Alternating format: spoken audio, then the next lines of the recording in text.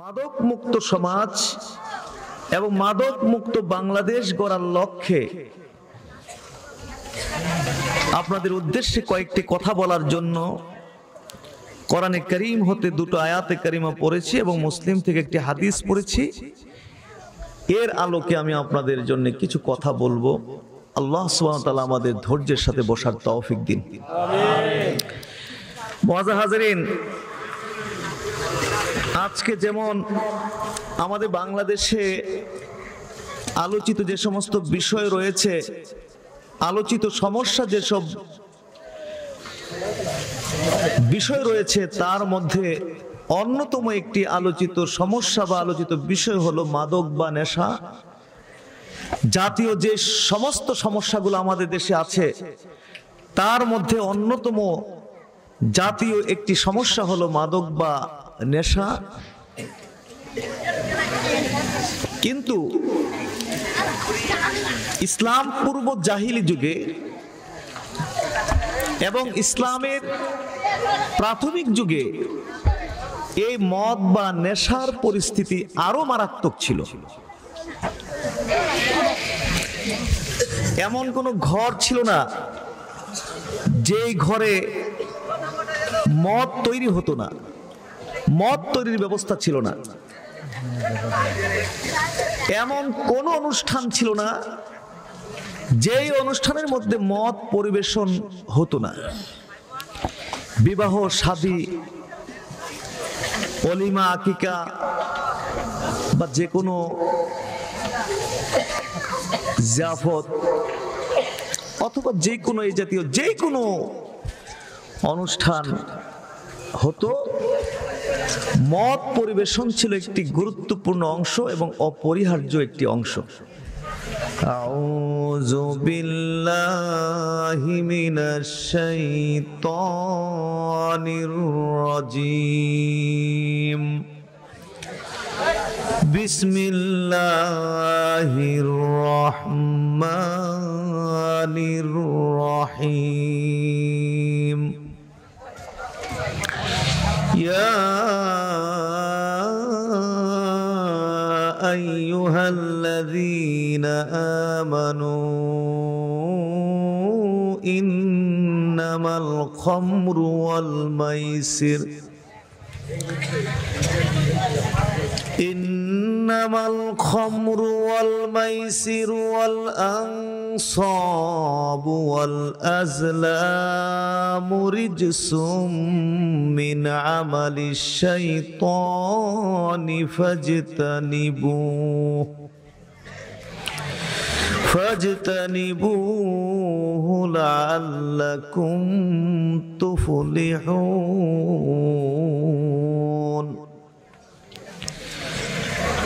ইন্নামা ইউরিদু শাইতানু আন ইউকিয়া বাইনাকুমুল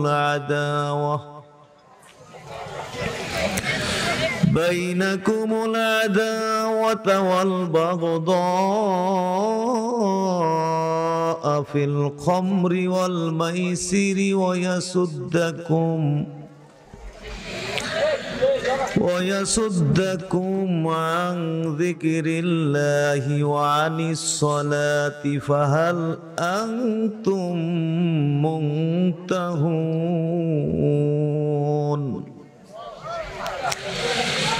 عن ابن عمر رضي الله تعالى عنهما قال قال رسول الله صلى الله عليه وسلم كل مسكر خمر وكل مسكر حرام ومن شرب الخمر في الدنيا فمات وهو يدمنها لم يتب لم يشربها في الآخرة رواه مسلم।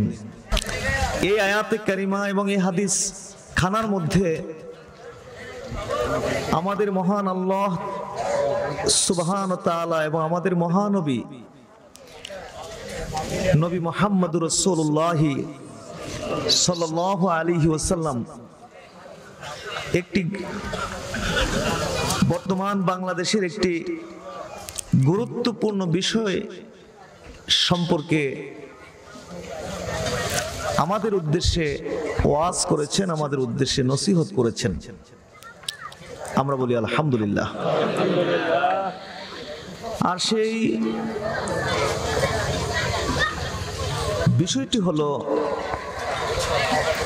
মাদক বা নেশা।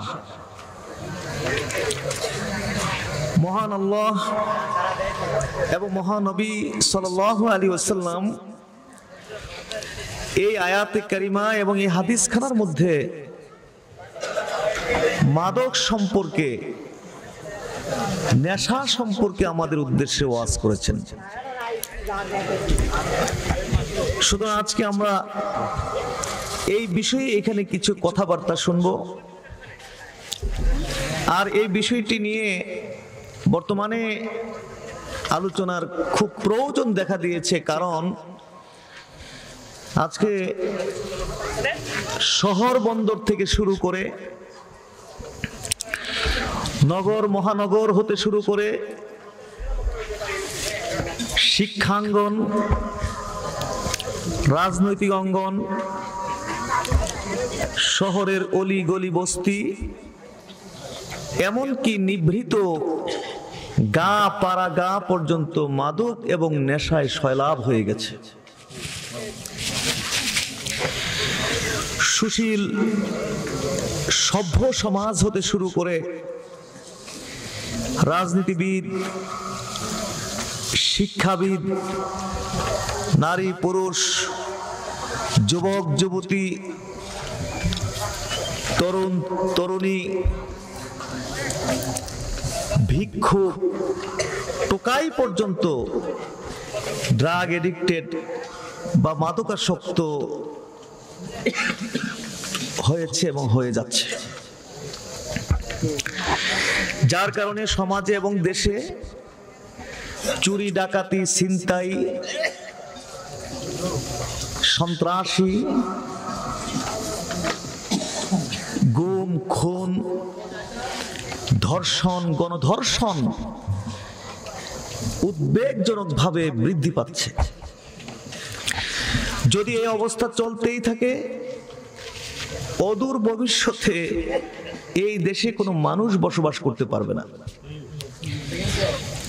যদি এই অবস্থা চলতেই থাকে, 30 লাখ মানুষের জীবনের বিনিময়ে অর্জিত স্বাধীনতা, হাজার হাজার আউলিয়া কেরাম, পীর মাশায়েখদের নির্ঘুম নিরলস প্রচেষ্টার বিনিময়ে বিশ্বের দ্বিতীয় মুসলিম বৃহত্তম দেশ আমাদের এই বাংলাদেশটি বসবাসের অযোগ্য হয়ে পড়বে, এই দেশে কোনো মানুষ বাস করতে পারবে না।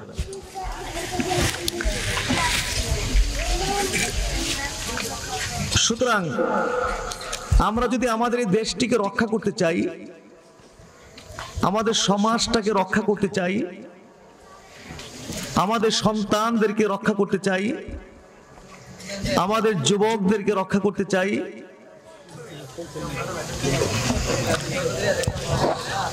আমাদের দেশটিকে যদি দুর্নীতি মুক্ত করতে চাই,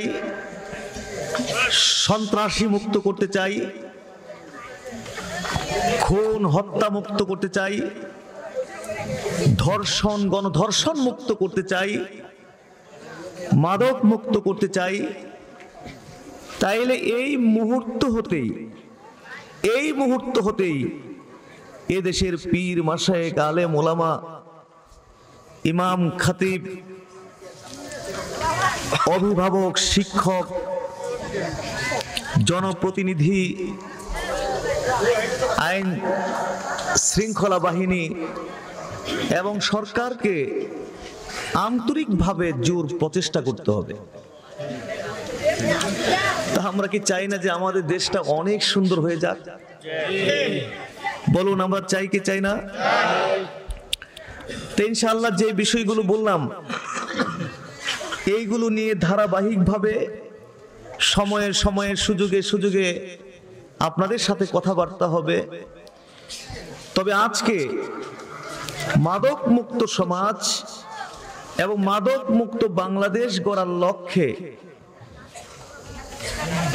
আপনাদের উদ্দেশ্যে কয়েকটি কথা বলার জন্য কোরআনে কারীম হতে দুটো আয়াতে কারিমা পড়েছি এবং মুসলিম থেকে একটি হাদিস পড়েছি।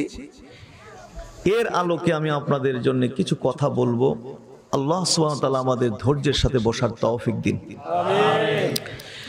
মুআজ্জাজ হাজিরিন, আজকে যেমন আমাদের বাংলাদেশে আলোচিত যে সমস্ত বিষয় রয়েছে, আলোচিত সমস্যা যেসব বিষয় রয়েছে, তার মধ্যে অন্যতম একটি আলোচিত সমস্যা বা আলোচিত বিষয় হলো মাদক বা নেশা জাতীয় যে সমস্ত সমস্যাগুলো আমাদের দেশে আছে, তার মধ্যে অন্যতম জাতীয় একটি সমস্যা হলো মাদক বা নেশা। কিন্তু ইসলাম পূর্ব জাহিলি যুগে এবং ইসলামের প্রাথমিক যুগে এই মদ বা নেশার পরিস্থিতি আরো মারাত্মক ছিল।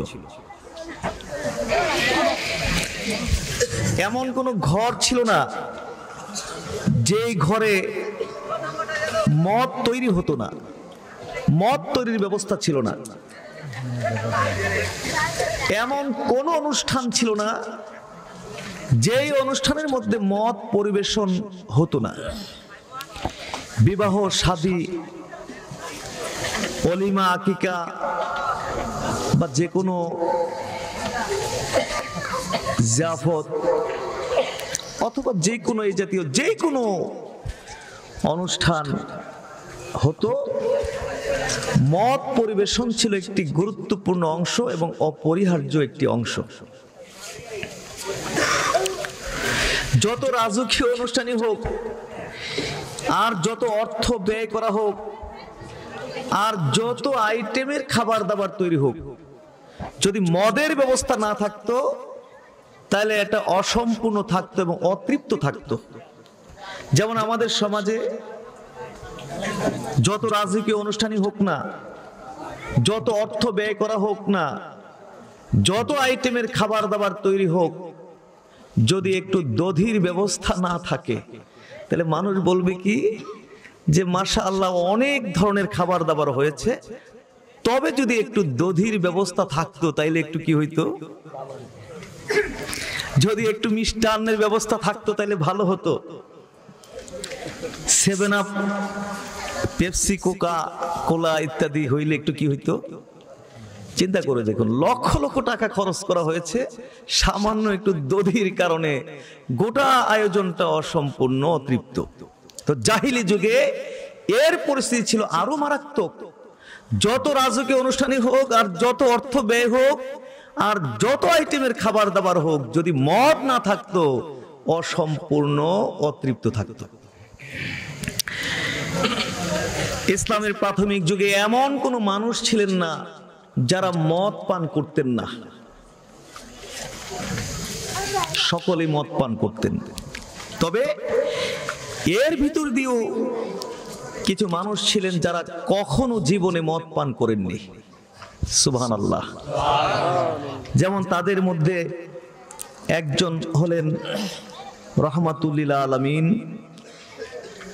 শাফিউল মুজনিবিন, সাইয়্যিদুল আম্বিয়া ওয়াল মুরসালিন, আমার প্রিয় নবী, আপনাদের প্রিয় নবী, নবী মুহাম্মদুর রাসূলুল্লাহ সাল্লাল্লাহু আলাইহি ওয়াসাল্লাম, তিনি জীবনে কখনো মদ পান করেননি। বলুন সুবহানাল্লাহ। হযরত আবু বকর সিদ্দিক রাদিয়াল্লাহু তাআলা আনহু, তিনি জীবনে কখনো মদ পান করেননি। হযরত ওমর ফারুক রাদিয়াল্লাহু তাআলা আনহু জীবনে কখনো মদ পান করেননি। হযরত উসমান রাদিয়াল্লাহু তাআলা আনহু জীবনে কখনো মদ পান করেননি।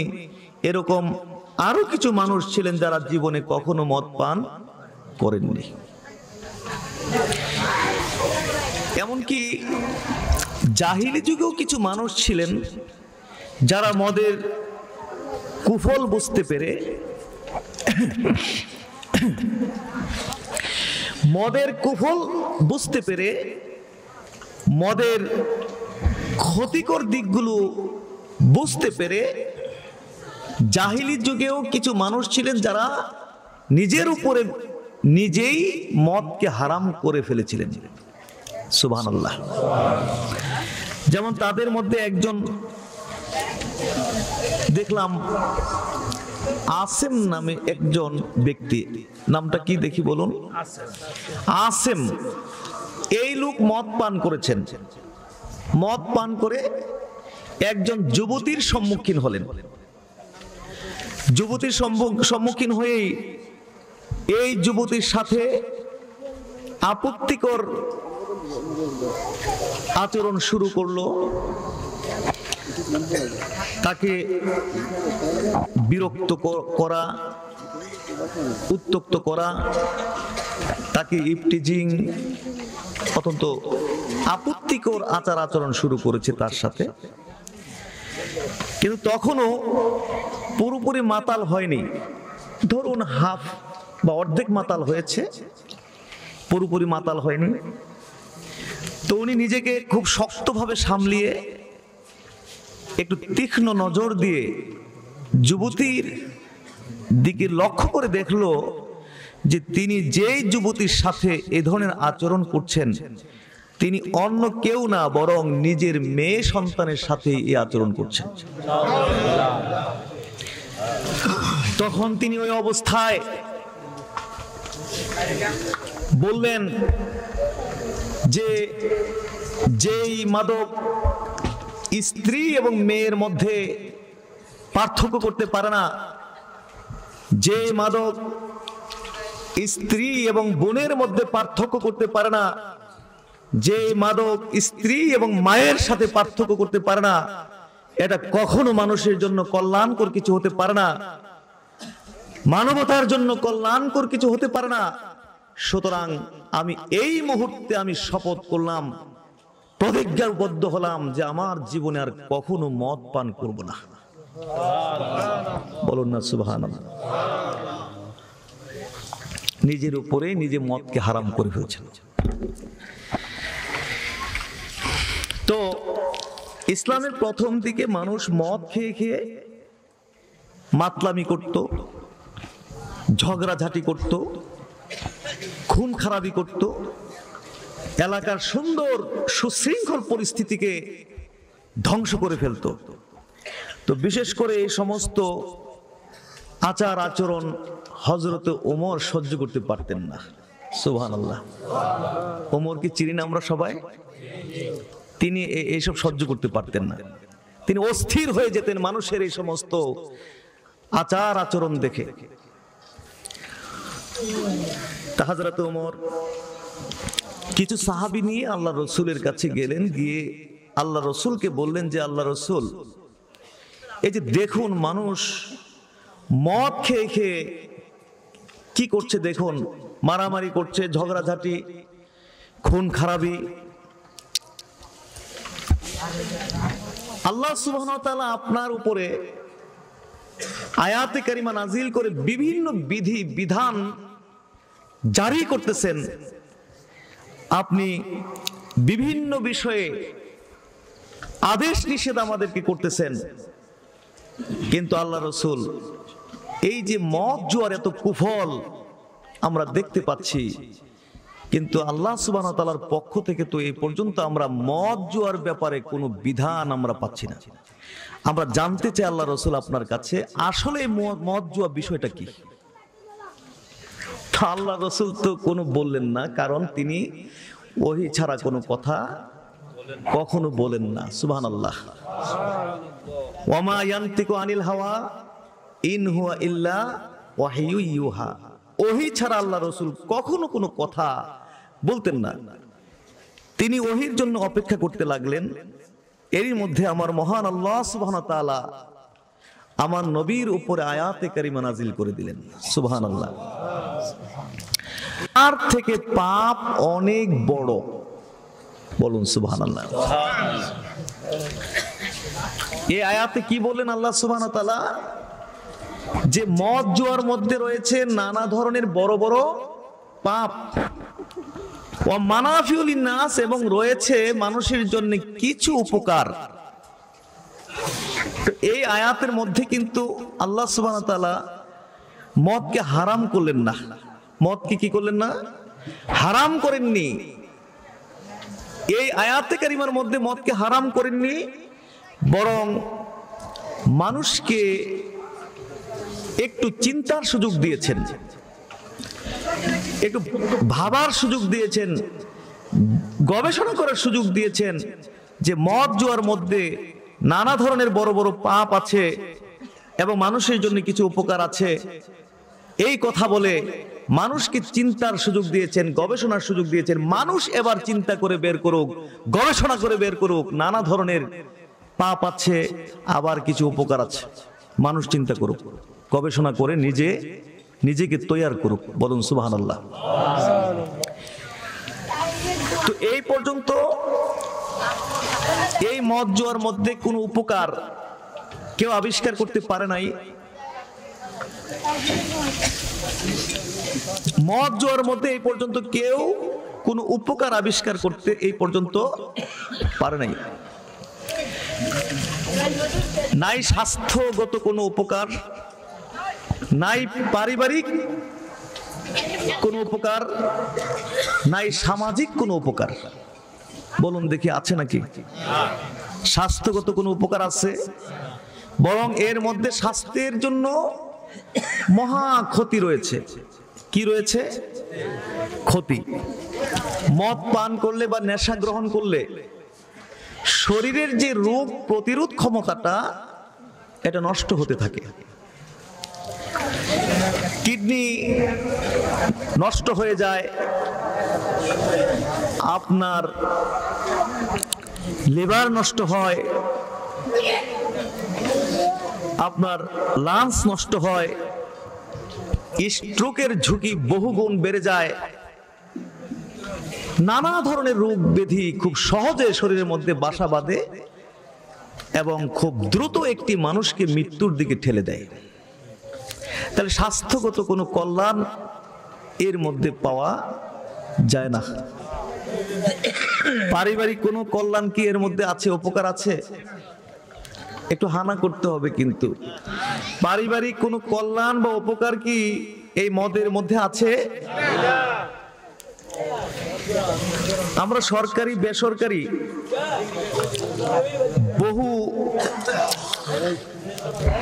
বহু সংস্থার, সরকারি বেসরকারি বহু সংস্থার পক্ষ থেকে আমরা কিছু প্রচারপত্র পাই, লিফলেট পাই, বা বিভিন্ন জায়গায় স্টিকার লাগানো থাকে অথবা প্লেকার্ড লাগানো থাকে। ওইগুলোতে আমরা কিছু স্লোগান দেখি যে একটি পরিবার ধ্বংসের জন্য একজন মাদকাসক্ত ব্যক্তি যথেষ্ট। দেখেছেন আপনারা এই ধরনের স্লোগান? একটি পরিবার ধ্বংসের জন্য একজন মাদকাসক্ত ব্যক্তি যথেষ্ট। একটি মানুষ একটি পরিবার যত সম্ভ্রান্ত হোক, যত সম্মানী পরিবার হোক, একটি মানুষ যত ধনাঢ্য হোক, যত অর্থ সম্পদের মালিক হোক, যত বিশাল ব্যক্তিত্ব সম্পন্ন ব্যক্তি হোক, যদি তার পরিবারের কোনো একটি সদস্য ড্রাগ এডিক্টেড হয় বা মাদকাসক্ত হয়, তাইলে এই পরিবারটি অশান্তির নরকে পরিণত হয়। এই পরিবারের সুখ শান্তি ধ্বংস হয়ে যায়, এই পরিবারের ঘুম নিদ্রা হারাম হয়ে যায়, 24 ঘন্টা আতঙ্কের মধ্যে থাকে, ভয়ের মধ্যে থাকে। না জানি সে কোথায় কাকে রেপ করে ফেলে, ধর্ষণ করে চলে আসে, না জানি সে কাকে খুন করে ফেলে। 24 ঘন্টা একটা ভয়ের মধ্যে, আতঙ্কের মধ্যে থাকতে হয়। যার কারণে আমরা দেখেছি আমাদের বাংলাদেশে মাদকাসক্ত ভাইয়ের হাতে অসংখ্য ভাই খুন হচ্ছে, ঠিক না? মাদকাসক্ত বন্ধুর হাতে অসংখ্য বন্ধু খুন হচ্ছে, মাদকাসক্ত স্বামীর হাতে স্ত্রী কঠিনভাবে নির্যাতিত হচ্ছে, খুন হচ্ছে, মাদকাসক্ত পিতার হাতে সন্তান খুন হচ্ছে, মাদকাসক্ত সন্তানের হাতে বাপ মা কোন হচ্ছে, ঠিক কিনা?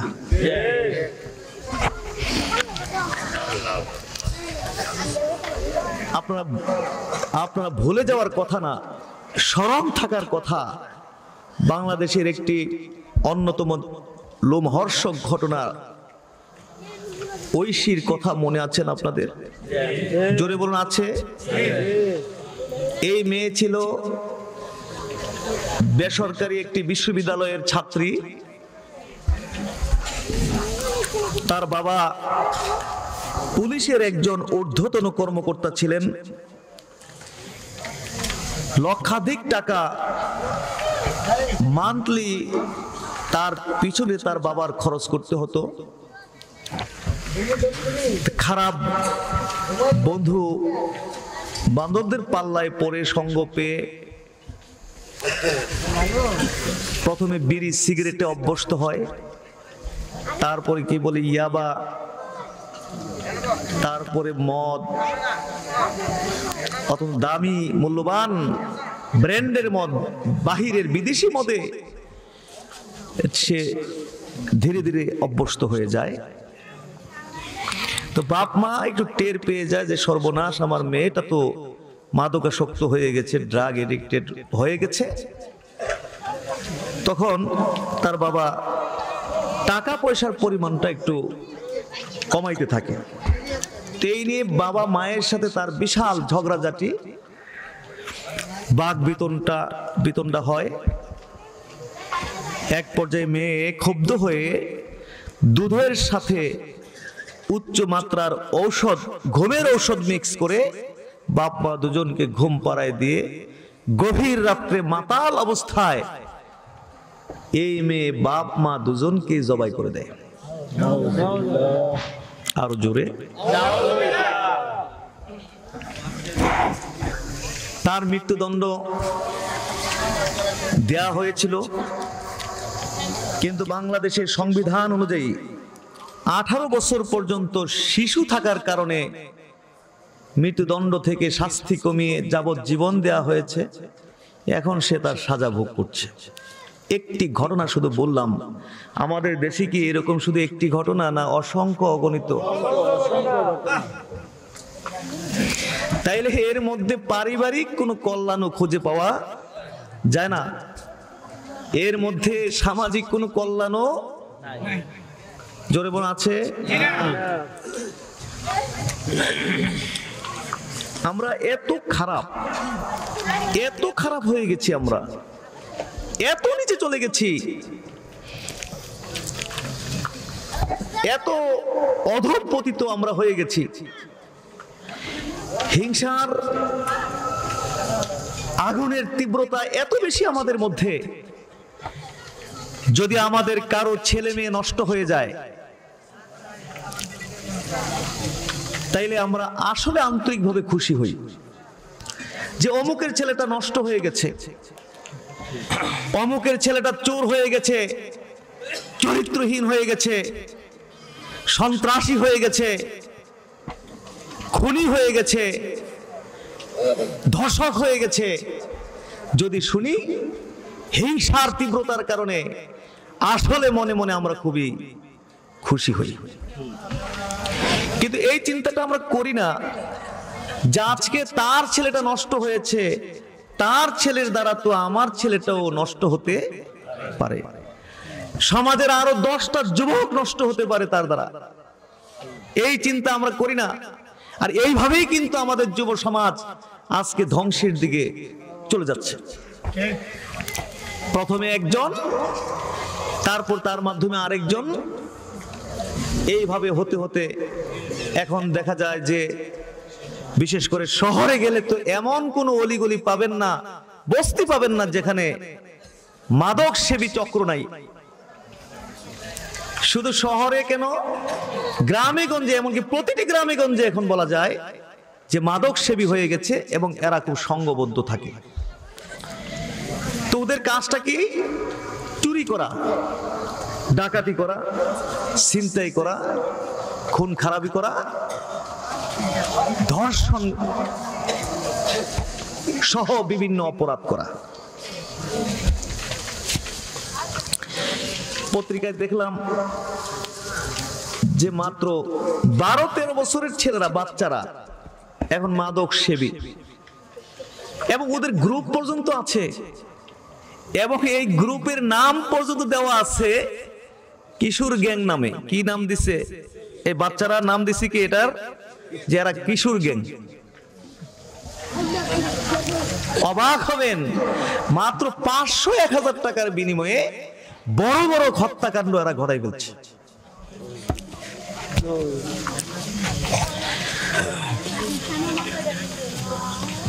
হাজরিন, বাংলাদেশের নির্ভরযোগ্য জরিপগুলোতে দেখা গেছে যে এই দেশে যত হত্যাকাণ্ড ঘটছে তার 80% হত্যাকাণ্ড ঘটছে মাদকের কারণে। কিসের কারণে? মাদকের কারণে 80% হত্যাকাণ্ড এই দেশে ঘটছে। জোরে বলুন নাউজুবিল্লাহ।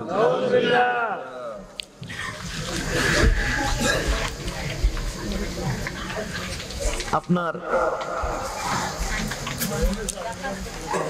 এই মাদক এত মারাত্মক একটা জিনিস যে এই মাদক মানুষকে অপরাধ প্রবণ করে দেয়। বাংলাদেশে আরেকটি চাঞ্চল্যকর ঘটনা এরকম, মাদক সেবীদের একটি ঘটনা আপনারা শুনুন। গাজীপুরে এই যে কঠিন করোনা চলছিল, করোনার যে লকডাউন দেওয়া হয়েছিল করোনা প্রথম দিকে, কি বলেন ঠিক না? ওই সময় একটি ঘটনা ঘটলো গাজীপুরে। মালয়েশিয়া প্রবাসী, মালয়েশিয়ায় থাকতেই এক ইন্দোনেশিয়ান মেয়েকে বিয়ে করলো, বিয়ে করে দেশে চলে আসে, গাজীপুরে বাসা বাড়ি করে থাকে। মেয়েরা স্কুলে পড়ে, মেয়ে ছেলেরা। পরবর্তীতে উপার্জনের প্রয়োজনে তাকে আবার মালয়েশিয়া যাইতে হয়। তার স্ত্রী মেয়েদেরকে নিয়ে, ছেলেদেরকে নিয়ে ওখানে থাকে, ওরা পড়ে। তো ওই এলাকার মাদক সেবী চক্র নেশার টাকা সংগ্রহের জন্য ওই বাড়িতে গ্রিল টিল কোন এক দিক দিয়ে কেটে ভিতরে ঢুকে 30,000 টাকা পায়। বাসা খুঁজে টুজে কত পায়? এরপরে ওই মহিলা যেভাবে টের যখন পেয়ে যায়, বুঝতে পারছে সর্বনাশ, আমার এলাকার সবচেয়ে দুর্ধর্ষ ছেলেগুলো আমার বাসায়, মাদক সেবী চক্র আমার বাসায়। শেষ পর্যন্ত ওরা করলো কি, এই নারীকে গণধর্ষণ করলো এবং তার 10-এ পড়ুয়া, 8-এ পড়ুয়া, 6-এ পড়ুয়া এই 3 মেয়েকে গণধর্ষণ করলো। গণধর্ষণ করেই থামলো না, বরং এদের সবাইকে খুন করে ফেললো। প্রতিবন্ধী ছেলেটা ছিল ওটাকেও খুন করে ফেললো। আরো জোরে।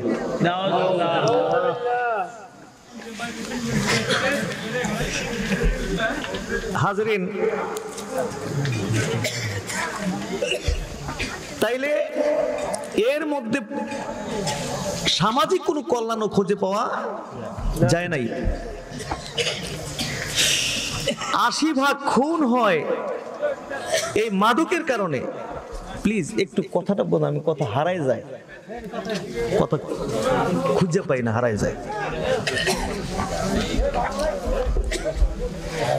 বলছিলাম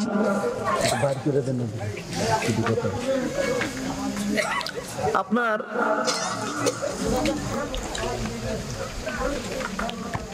এইভাবে অপরাধ আপনার এর দ্বারা হয়। সুতরাং যতদিন পর্যন্ত আমাদের সমাজ থেকে মাদক দূর না হবে, আমাদের দেশ থেকে মাদক দূর না হবে, ততদিন পর্যন্ত এই দেশ থেকে সন্ত্রাসী দূর হবে না, ধর্ষণ, গণধর্ষণ দূর হবে না, খুন খারাপি দূর হবে না, অন্যায় অপরাধ দূর হবে না। কারণ এই কথা প্রিয় নবী সাল্লাল্লাহু আলাইহি ওয়াসাল্লাম আজ হতে 1500 বছর আগেই বলে গেছেন, লা তাশরাবনা খামরান ফাইন্নাহু রাসু কুল্লি ফাহিশাতিন। নবী বলেছেন তোমরা মদ পান করবে না, কারণ এই মদ পান হচ্ছে সমস্ত ফাহেসা, মানে চুরি, ডাকাতি, ছিনতাই, খুন খারাপি, ধর্ষণ, গণধর্ষণ, সমস্ত অপরাধের মূল। সমস্ত অপরাধের কি মূল? নবীজি আরো বলছেন লা তাশরাবুল খামার ফাইন্নাহা মিফতাহু কুল্লি শার। তোমরা মদ পান করবে না, কারণ মদ পান হচ্ছে সমস্ত অন্যায় অপরাধের চাবি। অপরাধের চাবি। হযরত উসমান রাদিয়াল্লাহু তাআলা আনহু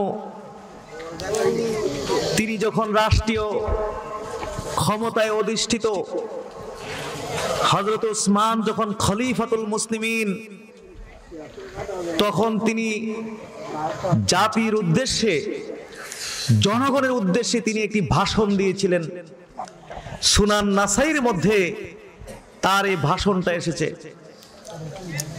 হযরত উসমান জাতির উদ্দেশ্যে ভাষণ দিতে গিয়ে তিনি বলেন ইজতানিবুল খামার ফাইন্নাহা উম্মুল খাবায়েস। তোমরা মদ পান পরিত্যাগ করো, কারণ এই মদ পান হচ্ছে সমস্ত খাবায়েস, মানে সমস্ত অন্যায় অপরাধের উৎস। এই অংশ বলে হযরত উসমান তার বক্তব্যে পূর্বের যুগের একটি ঘটনা উল্লেখ করলেন।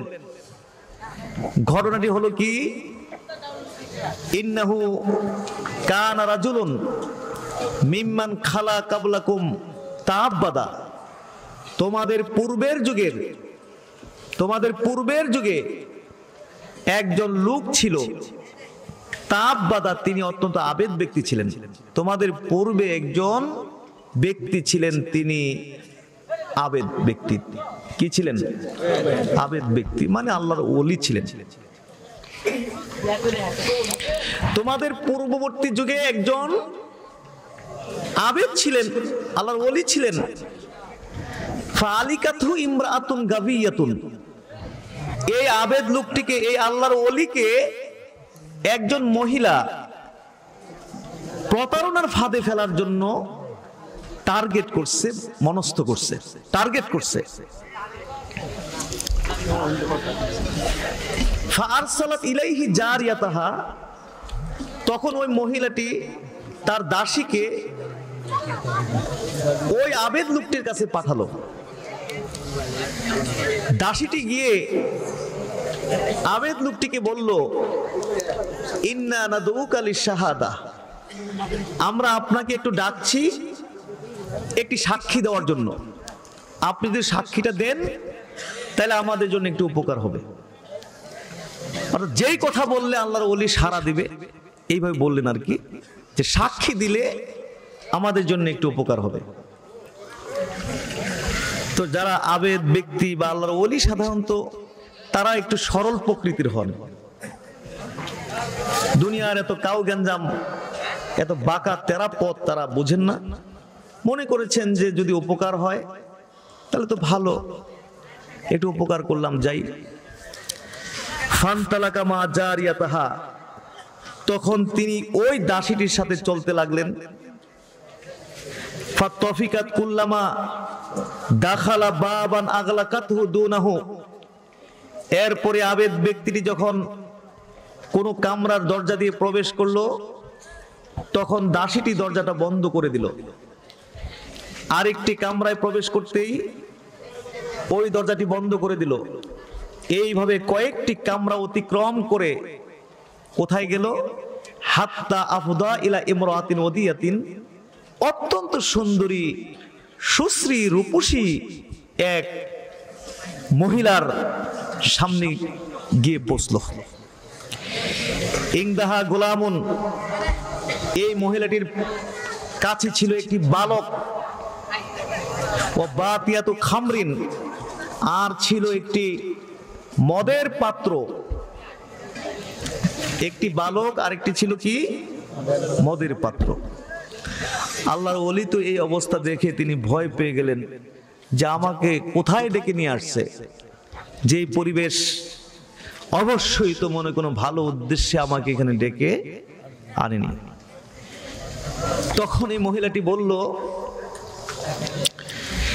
ইন্নী ওয়াল্লাহে মা দাউতুকা লিশ-শাহাদা, আসলে আপনাকে আমি এখানে ডেকে নিয়ে আনিনি কোনো সাক্ষী দেওয়ার জন্য, ওয়ালাকিন দাউতুকা লিত্তাকা আলাইয়া, আমি আপনাকে এখানে ডেকে নিয়ে এসেছি এই জন্য যে আপনাকে আমার সাথে অপকর্ম করতে হবে।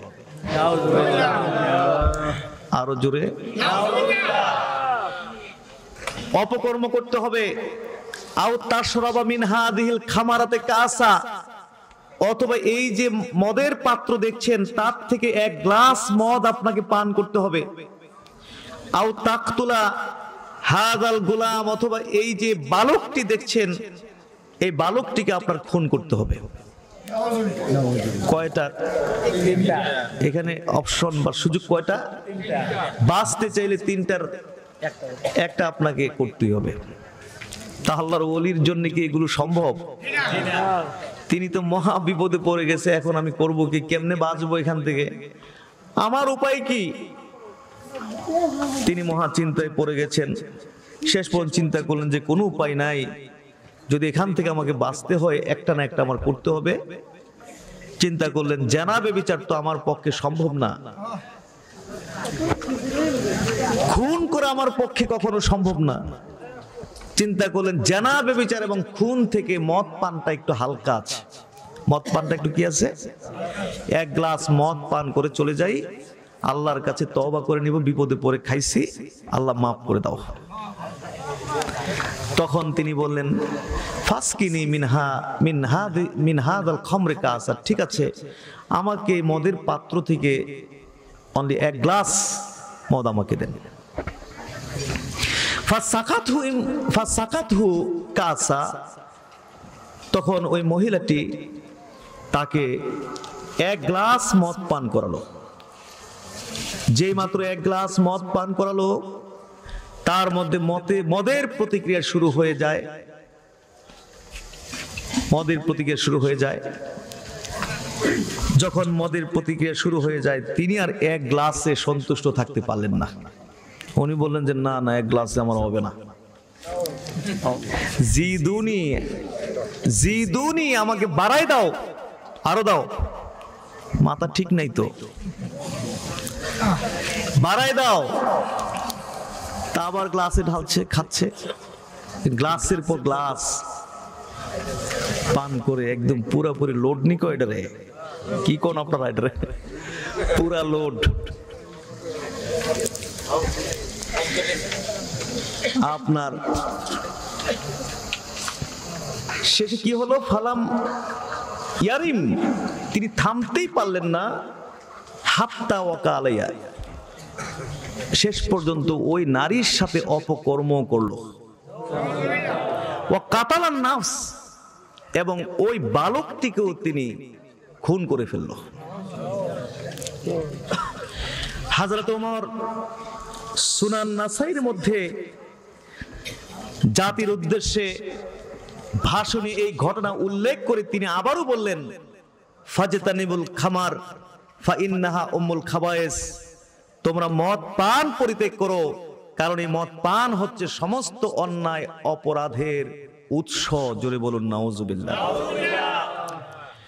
সুতরাং হাজরিন, যতদিন পর্যন্ত সমাজ থেকে মদ দূর না হবে, আমাদের বাংলাদেশ থেকে মদ দূর না হবে, ততদিন পর্যন্ত এই দেশ থেকে কোনো অন্যায় অপরাধ, সন্ত্রাসী, ছিনতাই, খুন খারাপি, ধর্ষণ, গণধর্ষণ বন্ধ হবে না। তাইলে এর মধ্যে আমরা স্বাস্থ্যের জন্য কোনো উপকার পেলাম না, এর জন্য পারিবারিক কোনো উপকার পেলাম না, এর জন্য সামাজিক কোনো কল্যাণও আমরা খুঁজে পেলাম না। তবে আল্লাহ সুবহানাহু ওয়া তাআলা কিন্তু বলছেন যে এর মধ্যে মানুষের জন্য কিছু উপকারও, মানাফিউল লিন্নাস, কিছু উপকারও আছে। সুবহানাল্লাহ।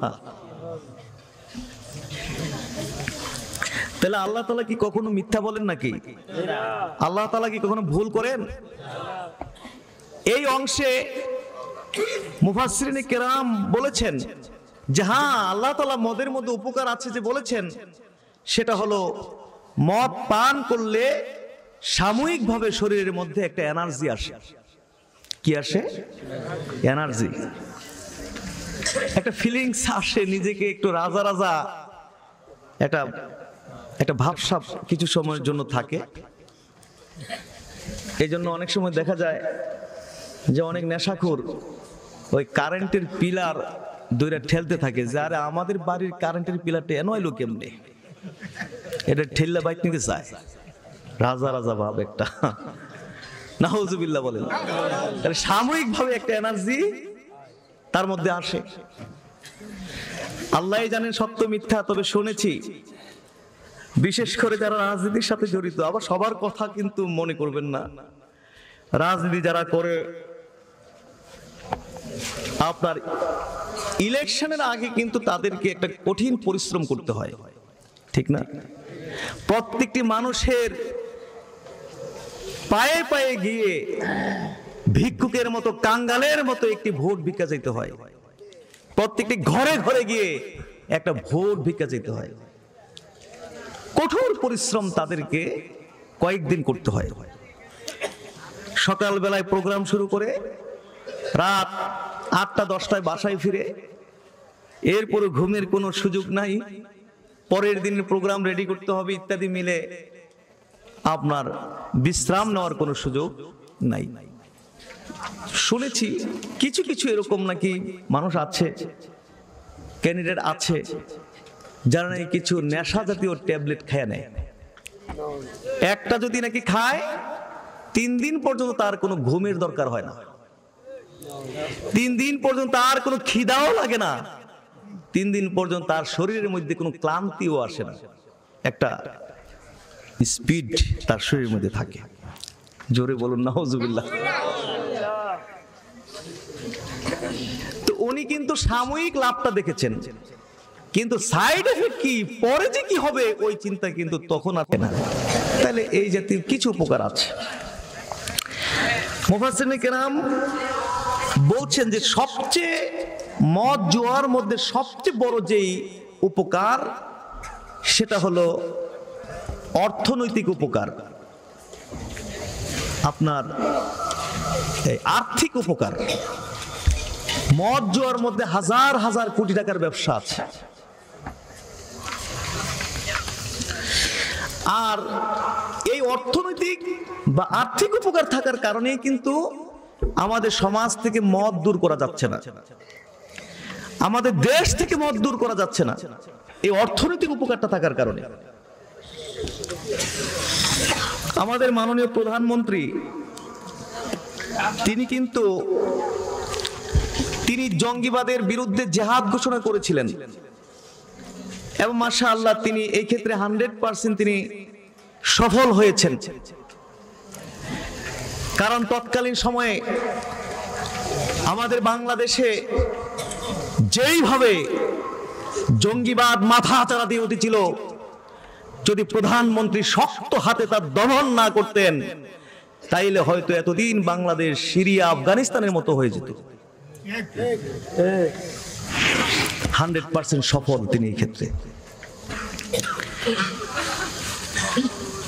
পদ্মা ব্রিজের মতো এত বিশাল প্রকল্প দেশের অর্থে বাস্তবায়ন করা, এটা মুখে বললে হয়ে যায় না।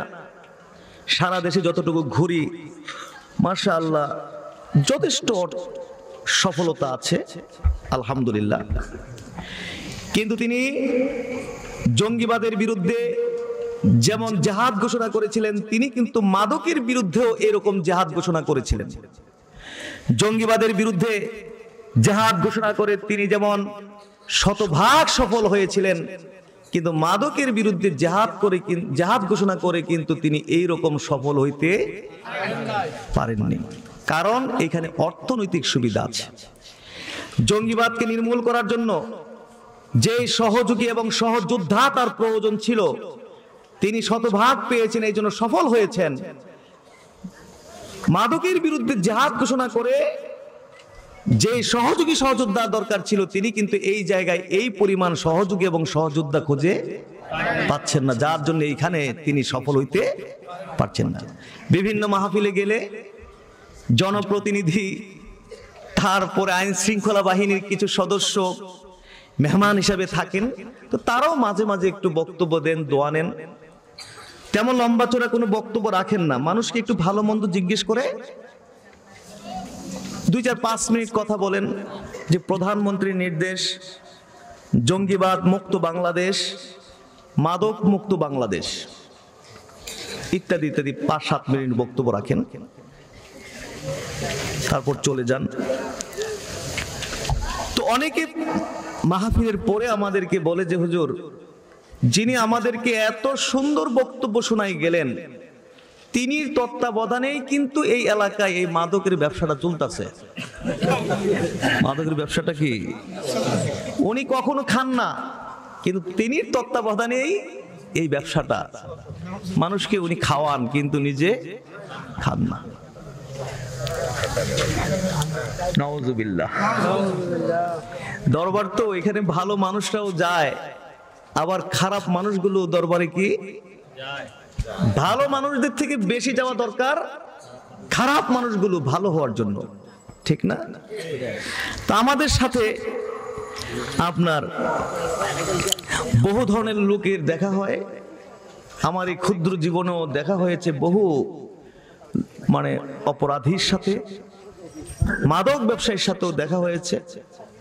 তো অনেক সময় বলে যে হুজুর, আলেমদের বক্তব্য শুনে মনে চায় হুজুর এটা ছেড়ে দেই, কিন্তু এটা এত অন্ধকার জগৎ, এখানে যত সহজে ঢোকা যায় এখান থেকে এত সহজে বাইর হওয়া যায় না। কারণ মাসে মাসে আমাদেরকে মাসোয়ারা জমা দিতে হয়। ওখান থেকে বলে দিছে এই ব্যবসা করো বা ছাড়ো, ওটা আমাদের জানা দরকার নাই। মাসে মাসে যে মাসোয়ারা জমা দিতা, এই মাসোয়ারা যাতে ঠিক থাকে, নতুবা কিছু ট্যাবলেট দিয়ে, কিছু বোতল টোতল দিয়ে ধইরা এমন জায়গায় চালান করে দিব, হেনতে আর সুইটটা আইতা। জোরে বলুন নাউজুবিল্লাহ। তো যার জন্য আমাদের প্রধানমন্ত্রী তিনি এই জায়গায় সফল হতে পারছেন না, কারণ আমরা টাকার জন্য পাগল হয়ে গেছি। কিসের জন্য পাগল? আমরা টাকার গোলাম হয়ে গেছি, আমরা আব্দুদ দিনার হয়ে গেছি, আব্দুদ দিরহাম হয়ে গেছি, টাকার বান্দা হয়ে গেছে, টাকার গোলাম হয়ে গেছে।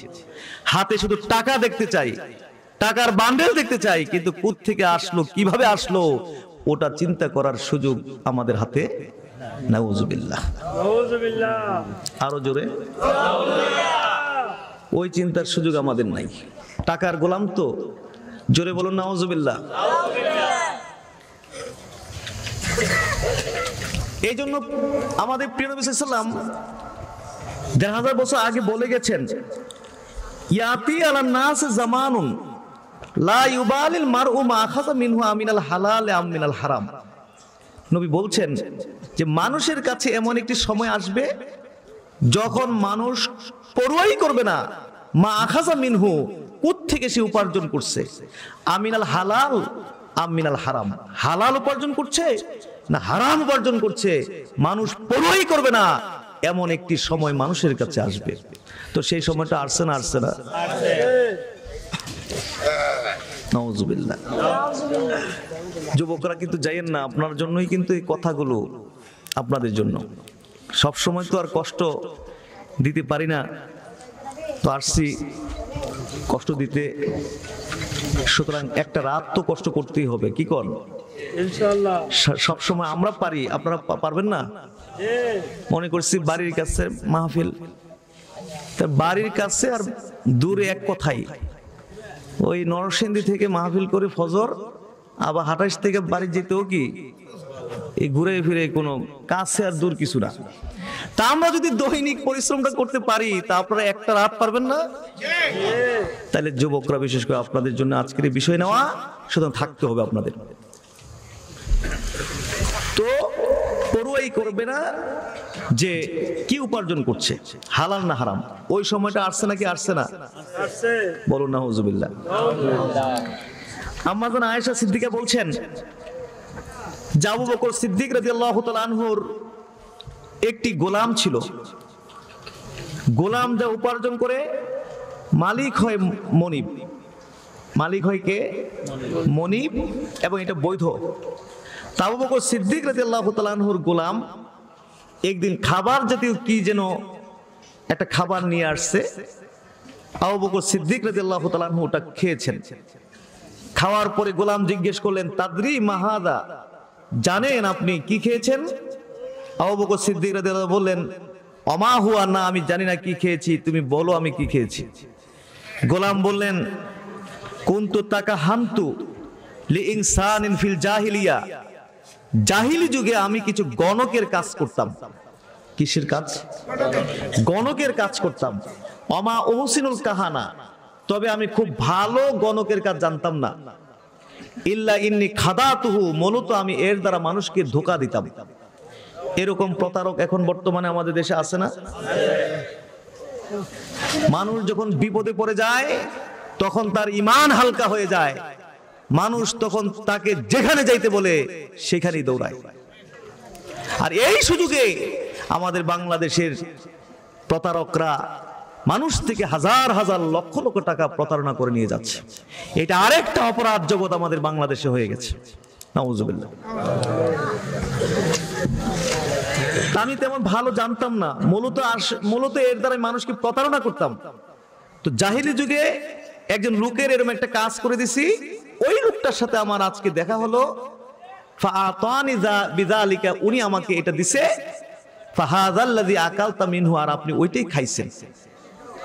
এই কথা শোনার পরে আম্মা জান আয়েশা সিদ্দিকা তিনি বললেন, যাও বকর সিদ্দিক রাদিয়াল্লাহু তাআলা আনহু কি করছেন? ফাআদখালা আবু বকরিন ইয়াদাহু, আবু বকর সিদ্দিক রাদিয়াল্লাহু তাআলা আনহু হাত তার গলার ভিতরে ঢুকাই দিয়েছেন। ফাকা কুল্লা শাইইন ফি বাতনিহি, এবং পেটের ভিতরে যা ছিল সব বমি করে ফেলে দিয়েছেন। জোরে সুবহানাল্লাহ। আমাদের এলাকায় এরকম একটা ঘটনা দেখাইতে পারবেন? সারা বাংলাদেশে দেখান যাবে এই জাতীয় একটা ঘটনা? নবীর কলিজার টুকরা হযরত হাসান ইবনে আলী, আবু হুরায়রা রাদিয়াল্লাহু তাআলা থেকে হাদিসটি বর্ণিত। তিনি বলছেন, আখাযাল হাসান ইবনে আলী তামারাতান মিন তামারিস সাদাকা, হাসান রাদিয়াল্লাহু তাআলা আনহু তিনি যাকাতের খেজুর থেকে একটা খেজুর হাতে নিয়েছেন। ফাজালাহা ফি ফিহি, এবং খেজুরটা নিয়ে তিনি মুখের মধ্যে দিয়ে দিয়েছেন। ফাকাল রাসূলুল্লাহ সাল্লাল্লাহু আলাইহি ওয়াসাল্লাম, তখন আল্লাহ রাসূল বললেন, কাখ কাখ লিয়াতরাহা। আল্লাহ রাসূল বললেন যে কাখ কাখ। কেন বলেছেন? লিয়াতরাহা, যাতে মুখ থেকে হাসান এই খেজুরটা ফেলে দেয়। বাচ্চারা যদি কোনো নোংরা জিনিস মুখে দেয় তখন আমরা কি বলি? ছি ছি ছি ছি। এই কথা বলার পরে মুখ থেকে কি করে? নবী বললেন কাখ কাখ লিয়াতরাহা, যাতে মুখ থেকে ফেলে দেয়। হযরত হাসান মুখ থেকে খেজুরটা ফেলে দিলেন। ফেলে দেওয়ার পর আল্লাহ রাসূল বললেন, আমা শারতা আন্না লা নাকুলা সাদাকা, নানা ভাই তুমি কি জানো না আমরা যে যাকাত খাই না? বলুন না সুবহানাল্লাহ।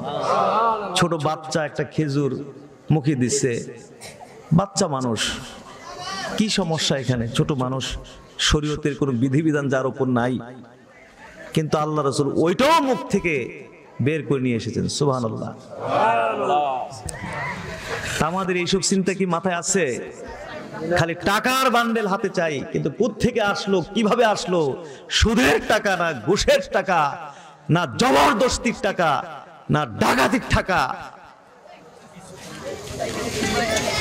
আমাদের মাথায় এসব চিন্তা, জোরে বলুন নাউজুবিল্লাহ। সোনাকান্দার মুরিদদেরকে কি এই জাতের মোমেন হইলে হবে নাকি? এইরকম মুরিদ হইলে হবে? সোনাকান্দা কেন যান আপনারা? হুজুরের সাথে শুধু একটু দেখা, মাথায় একটু ফু নেওয়া, আর একটু পানি পড়া নিয়ে আসা, কিছু হাদিয়া দেওয়া, ফল ফ্রুট খাওয়া আসা, শুধু এই জন্যই যান দরবারে? নাকি নিজেদেরকে সাহাবায়ে কেরামের মডেলে, নবীর আদর্শে নিজেকে ধীরে ধীরে প্রতিষ্ঠা করার জন্য আমরা এত কষ্ট করে দরবারে আসা যাওয়া করি? কি বলেন, ঠিক না? তাহলে হাজরিন, এর মধ্যে আপনার ক্ষতি, এর মধ্যে কি আছে? উপকার নেই, ক্ষতি। যাই হোক, এই অংশে আসলে লম্বা হয়ে গেল। আমরা আবার মূল জায়গায় ফিরে আসি। যে আয়াতে কারিমাটি নাজিল হয়েছিল ওটার মধ্যে কিন্তু মদ জুয়া হারাম হয় নাই। মদ জুয়া কি হয় নাই? হারাম হয় নাই। তারপরও এই আয়াতটা নাজিলের পরেই নবীর অসংখ্য সাহাবীরা মদ জুয়া ছেড়ে দিয়েছেন। সুবহানাল্লাহ, ছেড়ে দিয়েছেন। অধিকাংশ সাহাবীরাই ছেড়ে দিয়েছেন। আর কিছু সাহাবী চিন্তা করলেন হালাল আছে তো, হারাম তো আর হয় নাই, সুতরাং অসুবিধা নাই, চলতে থাকো।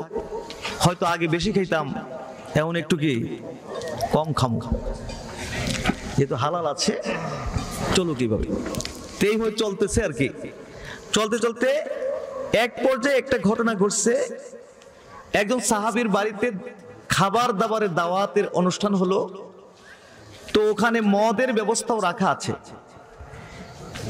আছে, কারণ মদ তো হারাম হয় নাই। ইচ্ছা হইলে কেউ খাইবে আর ইচ্ছা হইলে কেউ খাবে না। যার দরকার খাবে, যার দরকার খাবে না। তো কিছু সাহাবী পান করলেন, অন্যরা পান করলেন না। মাগরিবের সময় হয়ে গেছে। যারা পান করেছেন তাদের মধ্য থেকে একজন মাগরিবের নামাজের ইমামতি করলেন, সূরাতুল কাফিরুন তেলাওয়াত করলেন। সূরাতুল কাফিরুন তেলাওয়াত করতে গিয়ে মদের প্রতিক্রিয়ার কারণে এখানে বিশাল এক গন্ডগোল লেগে গেল। গন্ডগোলটা কি? কুল ইয়া আইয়ুহাল কাফিরুন লা আ'বুদু মা তা'বুদুন।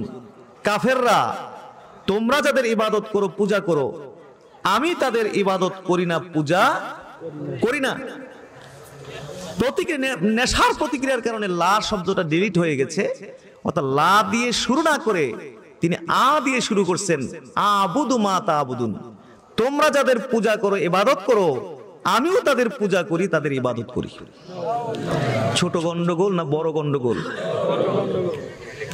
360 মূর্তির পূজা করত। উজ্জা, মানাত, হুবল, বিভিন্ন দেবদেবী পূজা করত। তোমরা যাদের পূজা করে ইবাদত করো, আমিও তাদের পূজা করি, তাদের ইবাদত করি। ছোট গন্ডগোল না বড় গন্ডগোল? আল্লাহ রসুলের কাছে দৌড়ে গিয়ে বললেন যে আল্লাহ রসুল, এই ঘটনা। তা আল্লাহ রসুল তো ওহী ছাড়া কিছু বলেন না, চুপ থাকলেন আর ওহীর অপেক্ষায় রইলেন। এরই মধ্যে মহান আল্লাহ সুবহানাহু ওয়া তাআলা আয়াতে কারিমা নাজিল করে দিলেন। সুবহানাল্লাহ। ইয়া আইয়ুহাল্লাযীনা আমানু লা তাকরাবুস সালাতা ওয়া আনতুম সুকারা হাত্তা তা'লামু মা তাকুলুন। জোরে বলুন সুবহানাল্লাহ।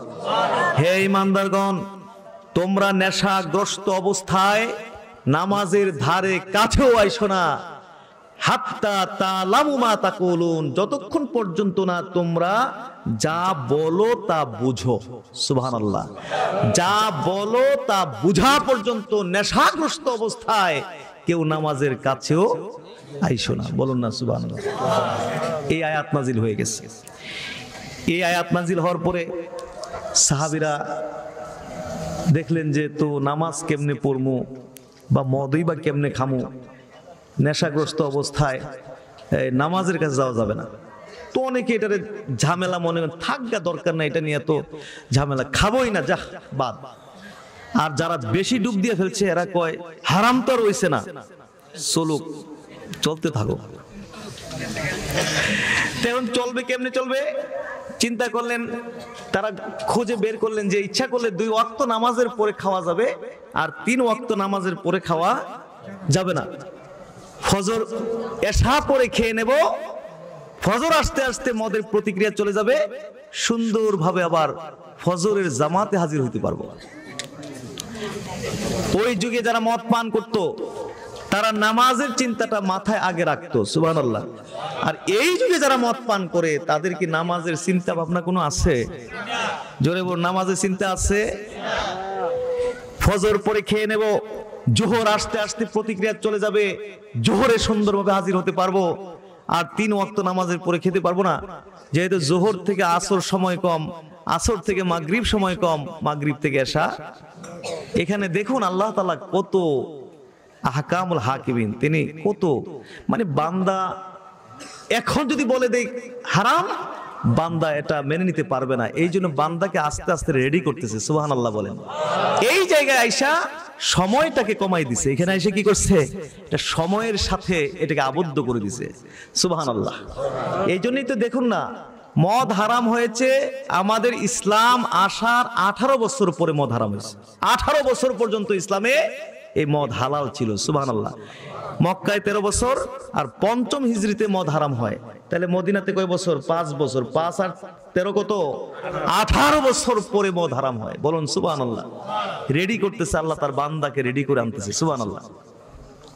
নবী যখন এই আয়াত নাজিল হলো, এই আয়াত নাজিলের পরে তিনি যখন নামাজে দাঁড়াতেন, ফাকান রাসূলুল্লাহ সাল্লাল্লাহু আলাইহি ওয়াসাল্লাম ইযা উকিমাতিস সালাহ ইউনাদি লা ইয়াকরাবান্নাস সালাতা ওয়া লা ইয়াকরাবান্নাস সালাতা সাকারান।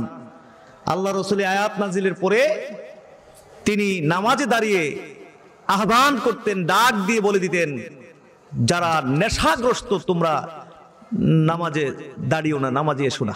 বলুন না সুবহানাল্লাহ। এইভাবে চলতেছে আর কি, ছেড়ে দিচ্ছে। অধিকাংশ কিছু আছে। এর মধ্যে আরেক ঘটনা ঘটে গেছে, সহিহ মুসলিমের মধ্যে এসেছে ঘটনাটা। মুসাব ইবনে সাদ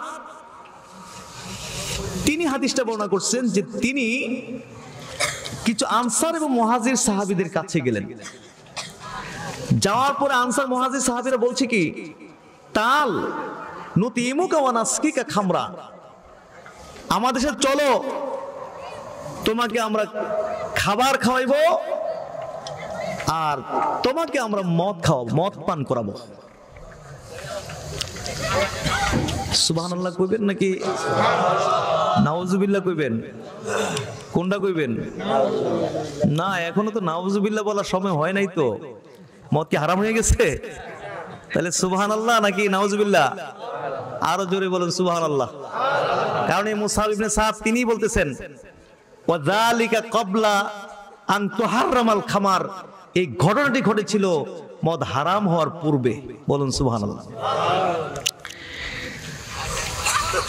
মুসাব ইবনে সাদ বলছেন, ফাআতাইতুহুমুল হাসসু, আমি তাদের সাথে একটি পার্কে গেলাম, পার্কে নিয়ে গেল, পার্কে গেলাম, গিয়ে দেখলাম ফাইদা রাসু মিন জাজুরিন মাশবিউন ইনদাহুম, গিয়ে দেখলাম যে সেখানে উটের মাথা ভুনা করা আছে।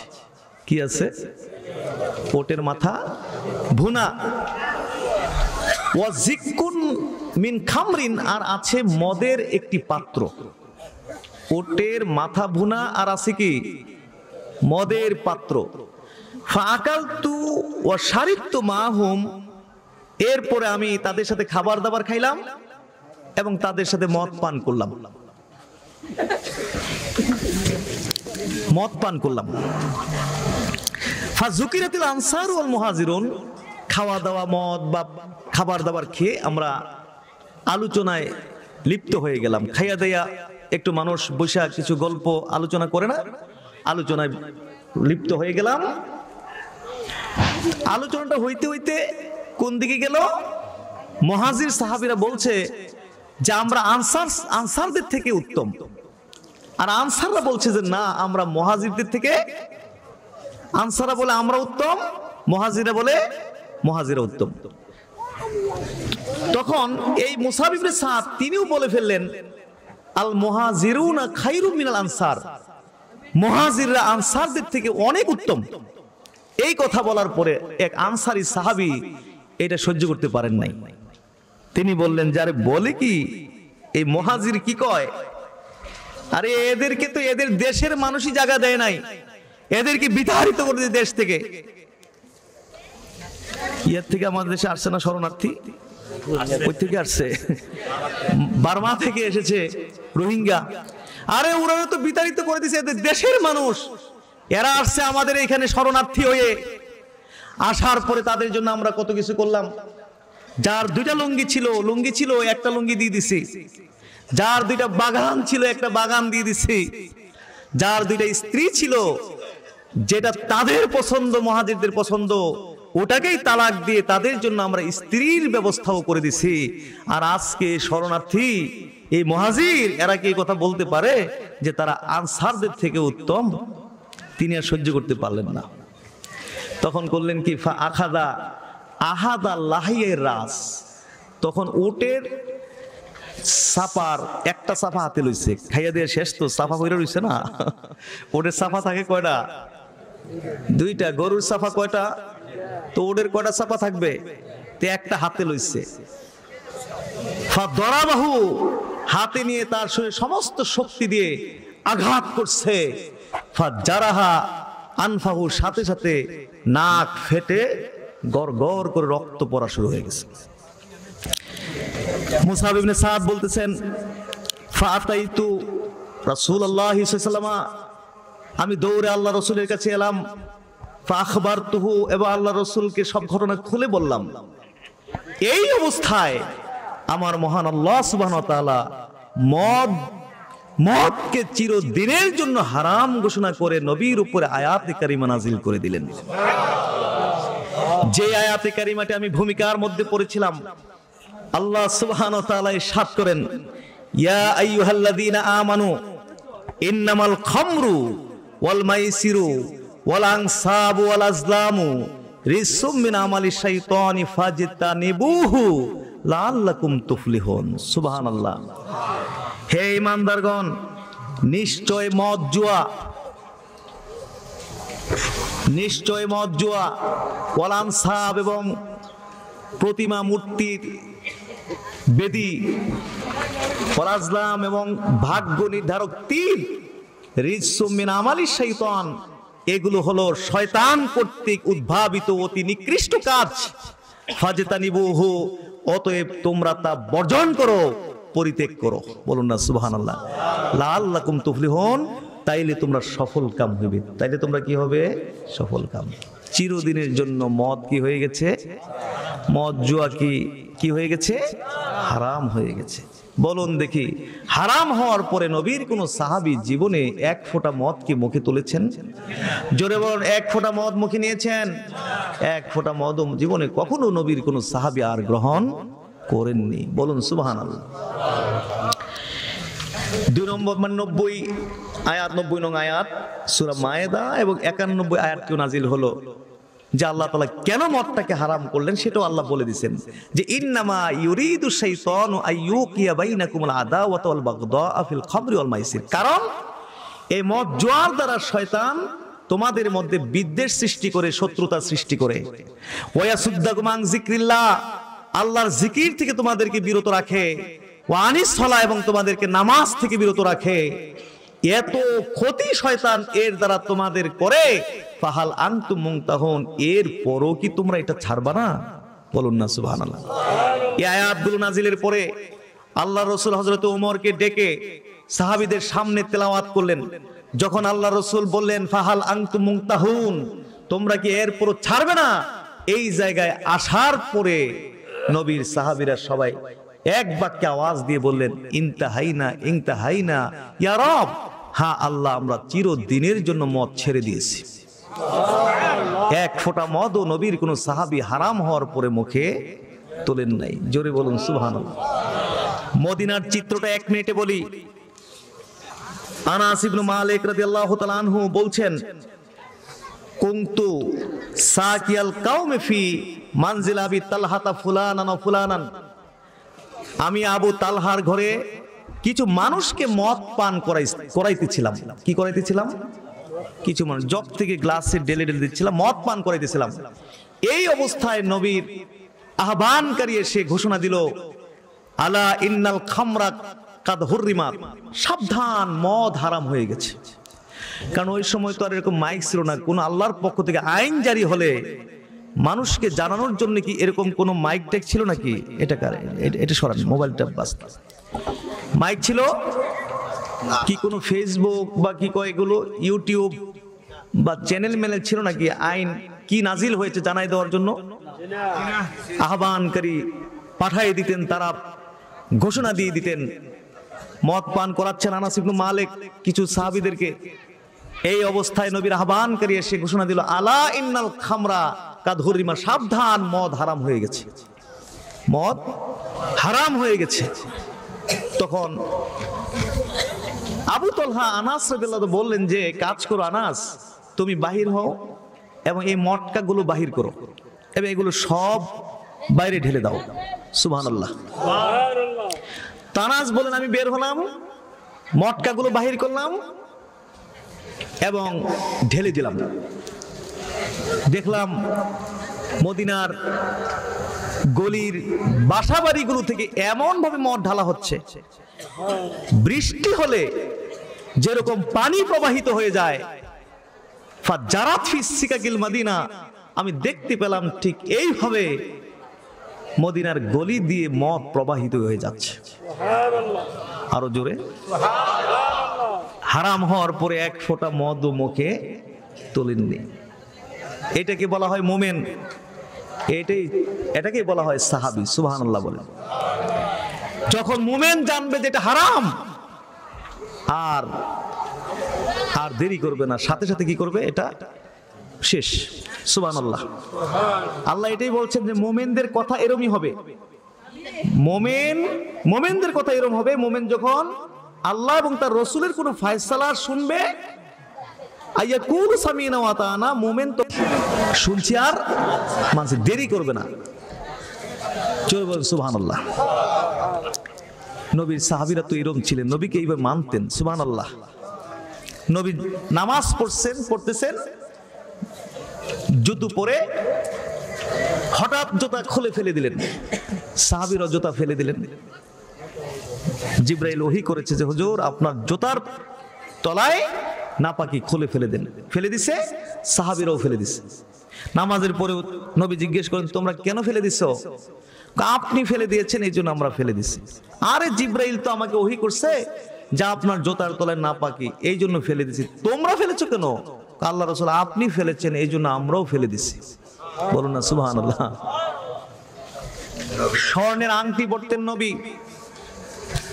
স্বর্ণের আংটি পরিধান করতেন।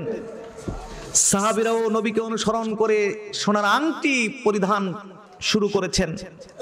আল্লাহর বিধান যখন নবীর উপর চলে আসলো, নবী আঙ্গুল থেকে সোনার আংটি খুলছেন আর বলছেন ইন্নী ওয়াল্লাহি লান আলবাসাহু আবাদা, আমি আর জীবনে কখনোই সোনার আংটি পরবো না। ছুঁড়ে ফেলে দিলেন। নবীর সাহাবীরাও যার যার আঙ্গুল থেকে সোনার আংটি খুলে ছুঁড়ে ফেলে দিলেন। কিভাবে মানছেন দেখছেন তো? সুবহানাল্লাহ। এখন নবীর উম্মত মোমেন মুসলমান কি সুন্দর সোনার চেন দিয়ে রাখে গলার মধ্যে, কি বলেন, সোনার আংটি। হায় হায়, কোথায় তারা আর কোথায় আমরা? তারাও ছিলেন মোমেন, আমরাও মোমেন। দুই মোমেনের মধ্যে পার্থক্য আছে নাকি নাই? খায়বারের যুদ্ধে আবু আওফা নবীর সাহাবী, তিনি বর্ণনা করছেন আসহাবাতনা মাজাতুন ইয়াউমা খায়বারা, খায়বারের যুদ্ধের দিন আমাদেরকে প্রচন্ড ক্ষুধায় পেয়ে বসলো।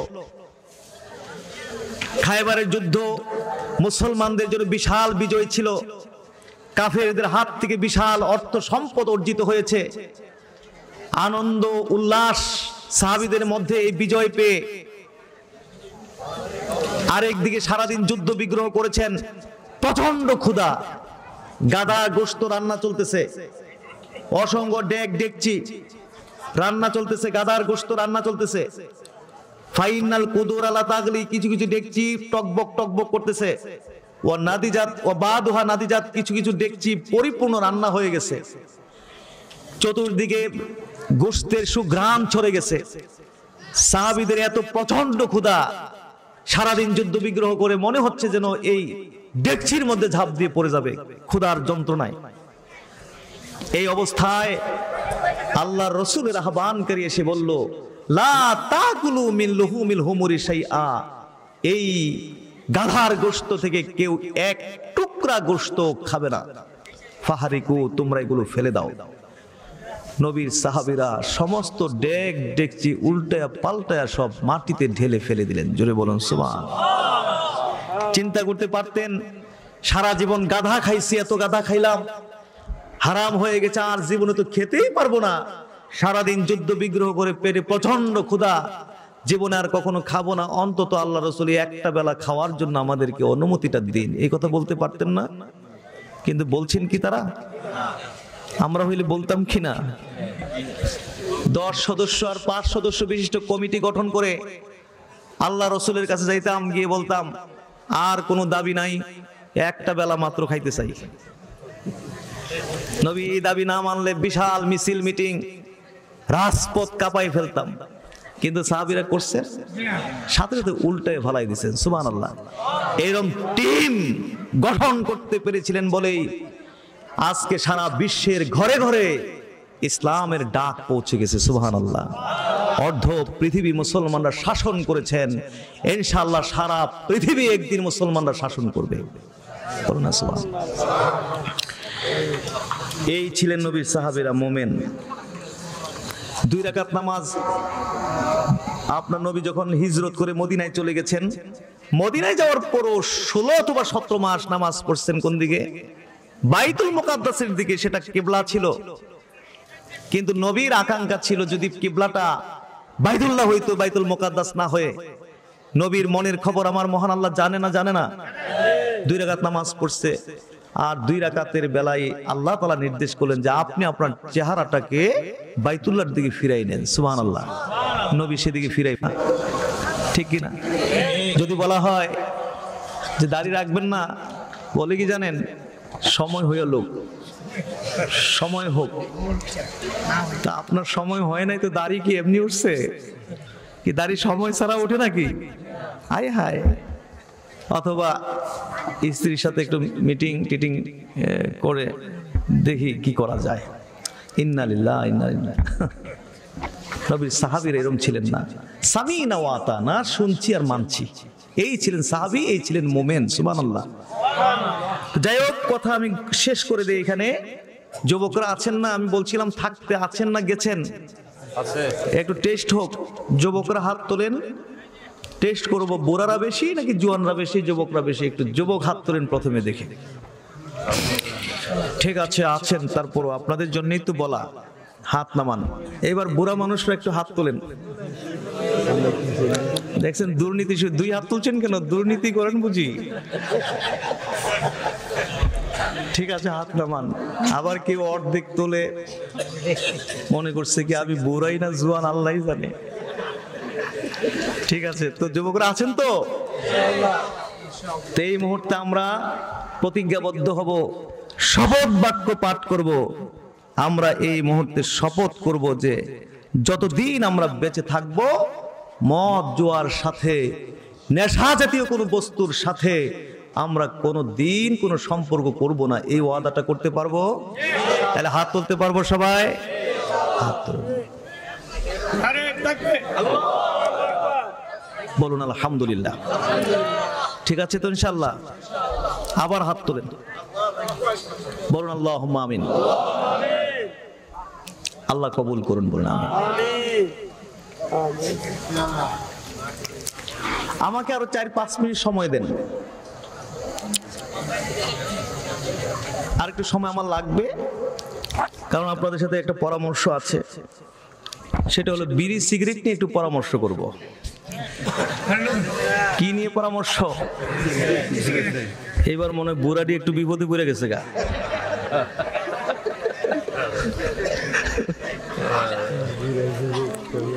আচ্ছা বলুন তো দেখি, এটা কি ভালো জিনিসগুলোর অন্তর্ভুক্ত নাকি এগুলো খারাপ জিনিসগুলোর অন্তর্ভুক্ত?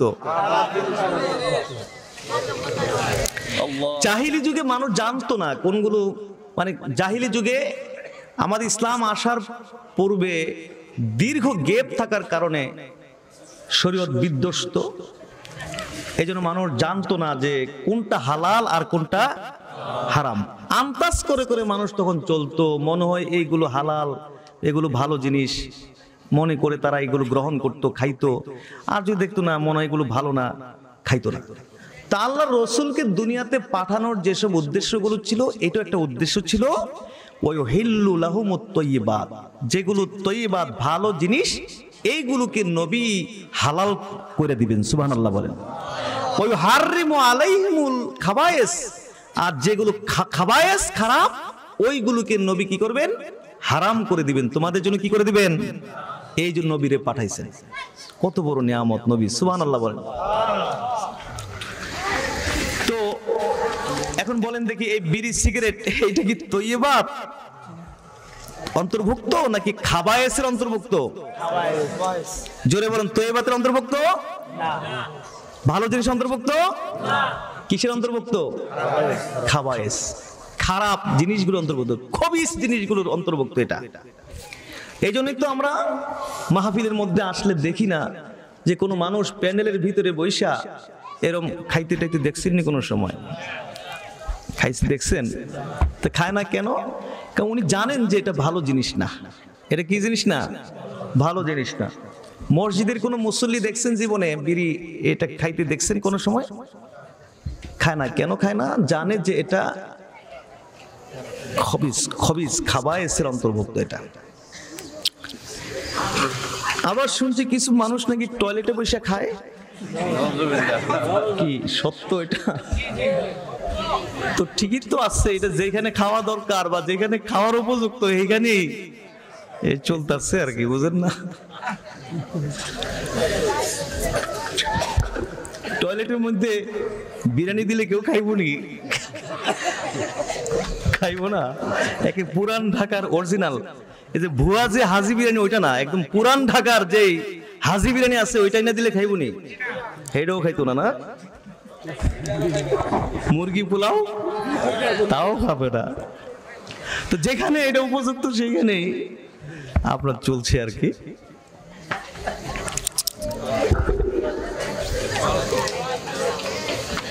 আচ্ছা,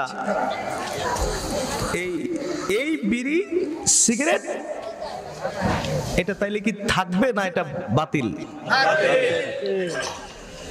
এটা খাওয়া কি হারাম? যেরকম খাওয়া কি? হ্যাঁ, মাকরু। 100 বছর আগে ওলামায়ে কেরাম ফতোয়া দিয়েছিলেন যে বিড়ি সিগারেট খাওয়া মাকরুহে তাহরিমি ফতোয়া দিয়েছিলেন। আমি অবাক হয়ে যাই, 100 বছর আগে ওলামায়ে কেরাম কিভাবে এই বিড়ি সিগারেটকে মাকরুহে তাহরিমি ফতোয়া দিলেন। আমার হিসাবে তারা ফতোয়া দিয়ে যাওয়ার কথা ছিল মুবাহ, জায়েজ ফতোয়া দেওয়া দরকার কথা ছিল। কারণ ওই সময় চিকিৎসা বিজ্ঞান এত উন্নত হয়নি, মেডিকেল সায়েন্স এত উন্নত হয়নি।